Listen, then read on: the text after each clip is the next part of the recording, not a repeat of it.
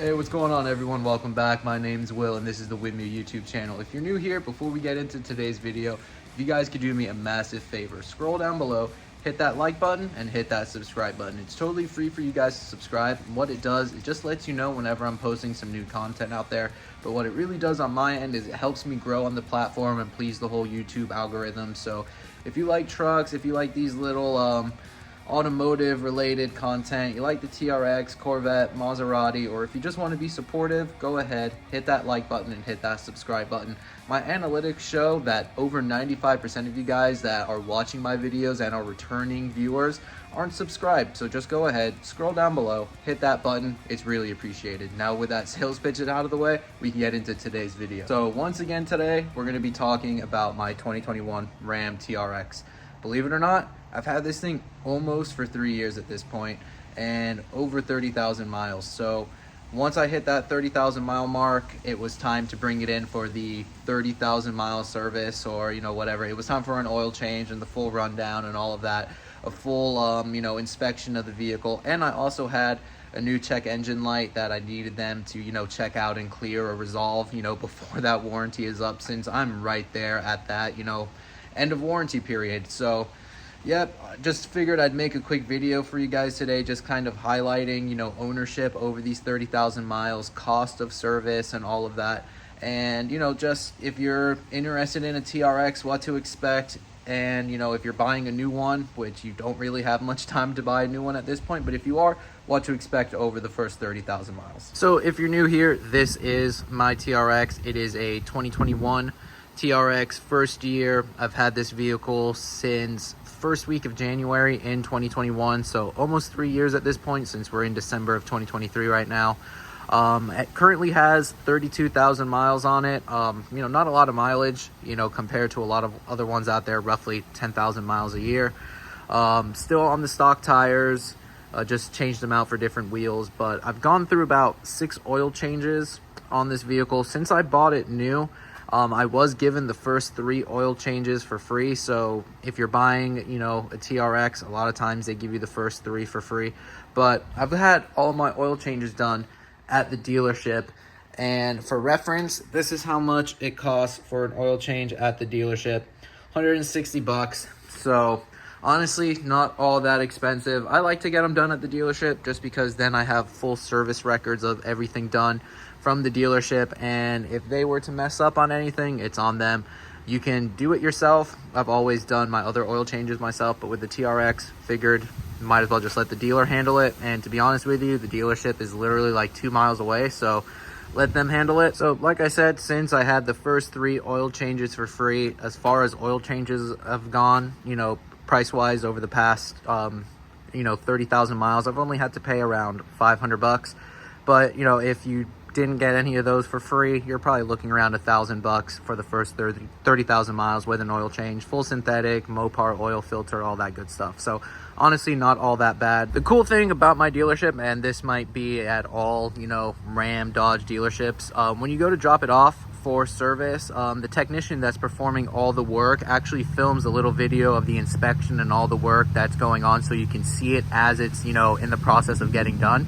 So I'm going to actually throw that video in here so you could see the technician running through everything and just kind of, talking about the oil change, the tire life on it, the brake life, the suspension components, all of that stuff that, goes into, the 30,000 mile inspection. Sorry, it's a little windy, but I'm going to go ahead and throw that video in here right now. Hello, my name's Tyler. I'm a certified technician working on your dealership today, and you came in for an oil change at 31,000 miles and a multi-point inspection. So I'm going to be going ahead and taking you through your multi-point inspection, along with showing you that your oil change is actively being completed. So first, I'm going to start you off right under here. You can see your oil filter has been removed and went ahead and drained. I'm just letting that drip while I make this video, and then I'll be cleaning it up, making sure it's all nice and clean for you. That way there's no residue on the ground or anything like that. Further, going ahead and taking a look at your steering components, suspension components, looking at the boots all around here are all looking in great condition. I have no concerns there. Along with going ahead and taking a look at your tires.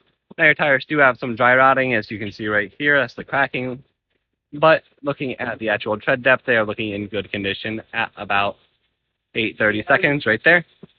Along with going ahead and taking a look at it, it does look like they are wearing unevenly. The way you can tell is by looking at this divot compared to this one right here in the tire. And I can tell that's wearing more on this side than this side, so I would recommend getting an alignment on your vehicle. Along with looking at your rotors. Rotors are looking at great condition, no reason for replacement along those. Further going ahead and taking a look at your brake pads. Now I use this tool right here to easily check your brake pads and get an accurate measurement. You can see right here, they're reading at about just over an 11 brake pad.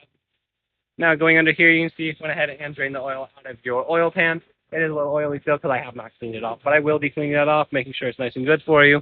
And again, you can see your sway bar end links right here looking in good condition.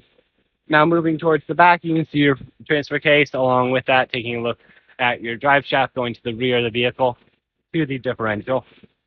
Now I would recommend a differential service in about 9,000 miles. Once you hit 40,000 miles, it's a good time to get a differential service on your vehicle. Along with that, I did notice that your spare tire wasn't sitting where it goes. So further going ahead and looking at suspension components again, they're looking in good condition. Further taking a look at your back tires. Back are looking good. Along with taking a look on over at your brake pads. Brake pads are actively measuring right here at just over a 10, which is normal for the back to have a little less than the front. Going ahead and taking a look right here at your back tread, you see taking a measurement, actively measuring at about 10-30 seconds on the rear tires. And going ahead, I did not notice any nails. You see you got a rock right there. And looking at all the tires, no nails were noticed on any of the 4 tires. Now going ahead and moving along, I would recommend a brake flush on this vehicle due to mileage. If you have not had one done, along with that, I would also recommend a fuel system service. That fuel system service is going to clean out your throttle body. It's going to clean out your injectors, which is, for this truck, definitely going to help with throttle response. It's also going to help with fuel economy, stuff like that. So that's all I'm going to recommend on your vehicle today. If anything changes or I find anything, I'll be sure to let your advisor know. Thank you for choosing Arrigo, and have a great day. So that was the whole recap from the technician when they were going ahead and doing the oil change and the multi-point inspection. So you heard him talk about the tires and all of that. Like I mentioned earlier in the beginning of this video, these are still my stock tires. So these have been on the truck for the whole 32,000 miles. Like you mentioned, with like the little uneven wear over here, it probably is because I hit a pothole or something like that and it kind of threw the alignment out. I'm honestly not all too concerned because the quicker these wear out, the quicker I can go ahead and throw some 37s on there. You also heard him talk about the suspension components, like the CV axle, boots, and all of that. If you look right here, I actually have the Foots Motorsports leveling kit on there, like the perch collars.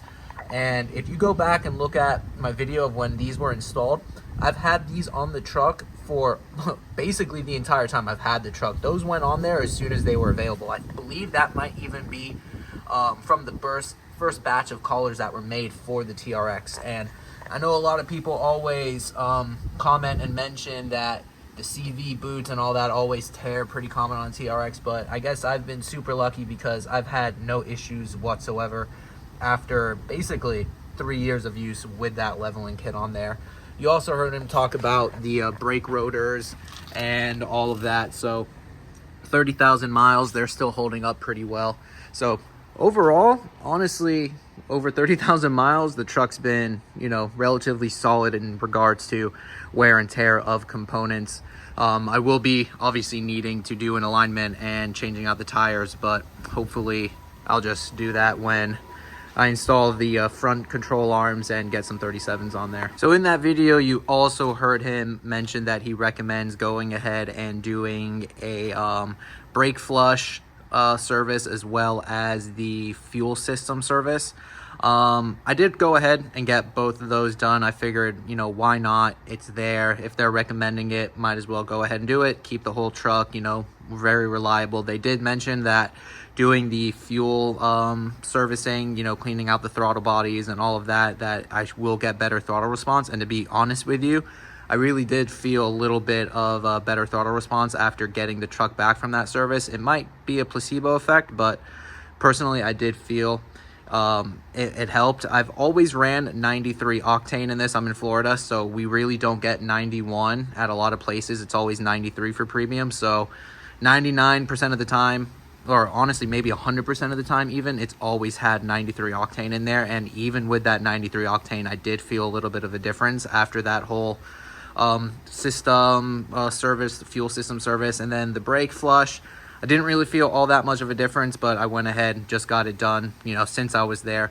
I believe both of those services came to around $700. So with that and the oil change for the 30,000 mile service, it was right around that $860 mark. Let's just call it $900 for argument's sake. I did also mention at the beginning of this video that I had a little bit of an issue with the truck.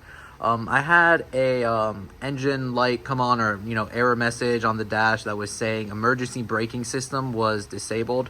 Personally, I think the emergency braking system is really annoying anyway. If you've driven one of these or any vehicle that has it, it sometimes just kind of throws itself on there, and it kind of scares the shit out of you a little bit. So honestly, I wasn't all that upset that it wasn't working, but what I didn't like was having that error message. It kind of annoys me having any sort of light on the dash. So I did, tell them about that. It also was, I was having issues with both of my key fobs that the truck wasn't really responding to them. I tried replacing the batteries and all of that, and it was just a weird quirk. So maybe I figured it had, maybe the two issues were correlated because they happened at the same time. But they also made a separate video at the dealership about that, so I'm going to go ahead and throw that in here so they give you a better explanation of it.